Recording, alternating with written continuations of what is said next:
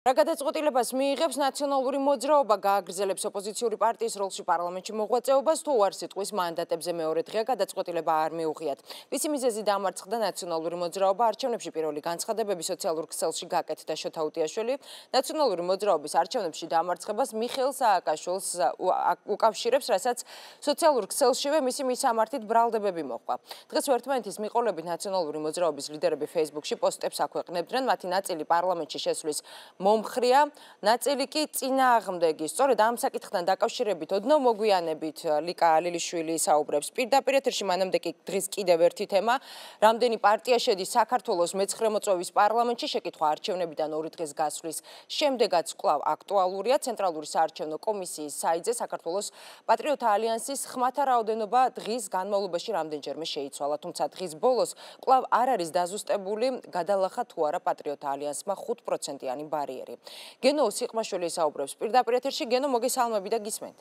საქართველოს ცენტრალური საარჩევნო კომისიის ოფიციალურ საიტზე გამოქვეყნებული მონაცემების მიხედვით დათვლილია ხმების 99.95%, საიდანაც ირკვევა, რომ პატრიოტთა ალიანსმა სულ 88,109 ხმა აიღო.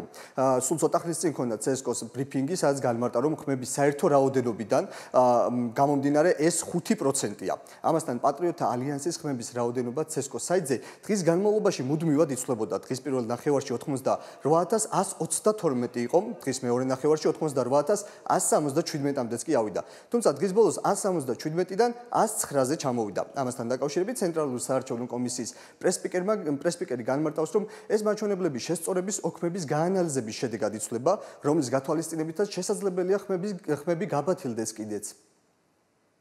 საარჩევნო უბანს აქვს თავისი შესწორების ოქმებიც, ხომ?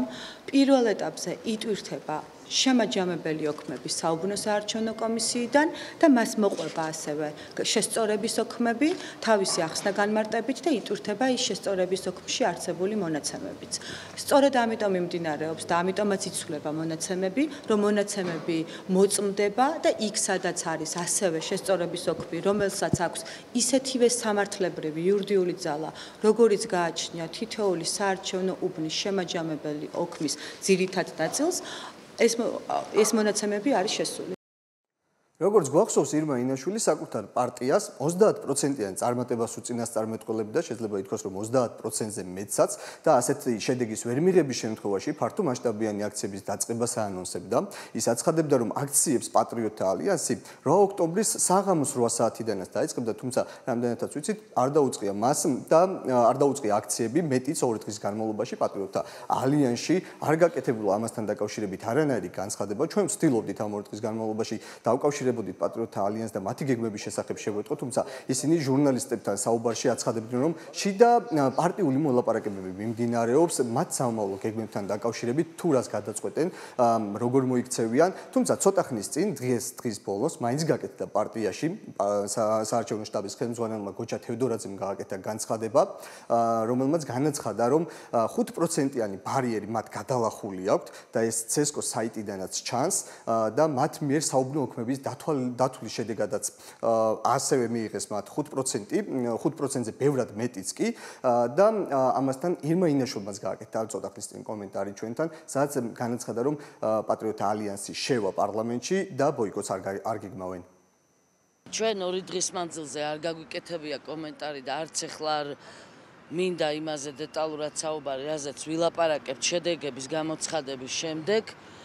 ჩვენ ძალიან ბევრი ხმა ავიღეთ და რეალურად გადავაჭარბეთ რამდენჯერმე 5%-ს და ამაზეც ვილაპარაკებთ ჩვენ ბრიფინგზე, ხვალანზე, როცა ჩამოყალიბდება პარტია, როცა გადავლახავთ ბარიერს, ცხადია შევალთ პარლამენტში.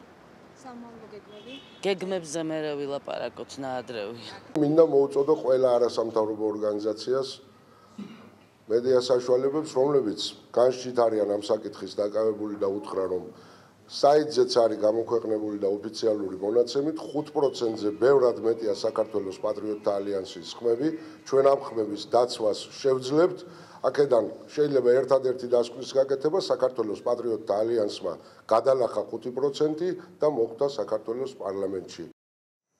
პატრიოტთა ალიანსის ლიდერები პარტიის სამოვლო გეგმებსა და სხვა გადაწყვეტილებებზე ამ დრომდე იკავებენ თავს მათ შესახებ გახმაურებაზე პარტიაში ცესკოს მხრიდან დაზუსტებული პროცენტების გამოცხადებას ელოდებიან.